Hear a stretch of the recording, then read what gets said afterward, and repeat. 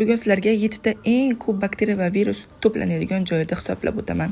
Birinchisi bizning eshiklarimiz ruchkalari va ikkinchisi svet chiroqlarimiz knopkalari, uchinchisi postelimiz va asosan nalchkamiz, to'rtinchisi bizning bet sochig'imiz, qo'l sochig'imiz, beshinchisi bizni har kuni ishlatadigan taxtakachimiz, oltinchisi mana shunaqangi gubka va lattalarimiz. Yettinchisini oxirida bilasiz, ungacha men sizlarga antibakterial sredstvo tayyorlashni o'rgatib qo'yaman.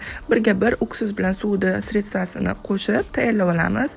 Shunaqa dozatorga qo'yib, sepib, tozalab olib quritib olamiz. Taxtakachlaringiz sizga ko'p xizmat qilishi uchun mana shunaqa moylardan foydalanib, artib olib qo'ysangiz, sizga ancha xizmat qiladi va o'zini chiroyli vidini saqlaydi. Mana shu e'tiborsiz qoladigan latta va gubkalarimizdan qancha ichimizga mikrob va infeksiyalar kirishini bilsalaring edi. Bu ilmiy tekshiruvlardan keyin tasdiqlangan narsa. Farzandlaringiz va oila a'zolaringizni ichiga yegan ovqatidan, oziq-ovqatidan har xil mikroblar kirishini xohlamasangiz, taxtacha va gubka lattalarda doim antibakterial sredstvolarda tozalab turing. Meni yordamchim Babi kislorodniy очиститель. Va o'zlaring tushunganlaringdek, 7-si biz e'tiborimizdan qochadigan narsa bu rakvinani stoklar. Unda eng ko'p patogen mikroblar borligi uchun неприятный hid chiqaradi.